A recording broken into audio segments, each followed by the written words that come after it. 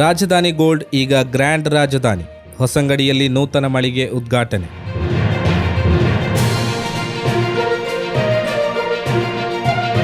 ಕಳೆದ 25 ವರ್ಷಗಳಿಂದ ರಾಜಧಾನಿ ಗೋಲ್ಡ್ ಎಂಬ ಹೆಸರಿನಲ್ಲಿ ಜನರ ವಿಶ್ವಾಸ ಗೆದ್ದ ಸಂಸ್ಥೆ ಇದೀಗ ಇನ್ನಷ್ಟು ದೊಡ್ಡ, ಇನ್ನಷ್ಟು ಭವ್ಯ ರೂಪದಲ್ಲಿ ಗ್ರ್ಯಾಂಡ್ ರಾಜಧಾನಿಯಾಗಿ ಗ್ರಾಹಕರಿಗಾಗಿ ಹೊಸಂಗಡಿಯಲ್ಲಿ ತೆರೆದುಕೊಂಡಿದೆ. ಕಳೆದ ಆದಿತ್ಯವಾರದಂದು ಹೊಸಂಗಡಿಯ ಹೃದಯ ಭಾಗದಲ್ಲಿ ತಲೆ ಎತ್ತಿರುವ ಗ್ರ್ಯಾಂಡ್ ರಾಜಧಾನಿಯ ಉದ್ಘಾಟನಾ ಸಮಾರಂಭ ನಡೆದಿದ್ದು, ರಾಜಧಾನಿ ಮಾಲಕ ಅಶ್ರಫ್ ಕೆ ಅವರು ರಿಬ್ಬನ್ ಕಟ್ಟು ಮಾಡುವುದರ ಮೂಲಕ ಗ್ರ್ಯಾಂಡ್ ರಾಜಧಾನಿಯನ್ನ ಗ್ರಾಹಕರಿಗಾಗಿ ತೆರೆದುಕೊಟ್ಟರು.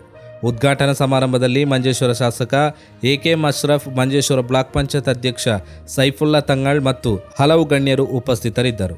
ದೇವರ ಆಶೀರ್ವಾದ ಹಾಗೂ ಗ್ರಾಹಕರ ಸಹಕಾರದಿಂದ ನಮ್ಮ ಸಂಸ್ಥೆ 25 ವರ್ಷ ಪೂರೈಸಿದೆ.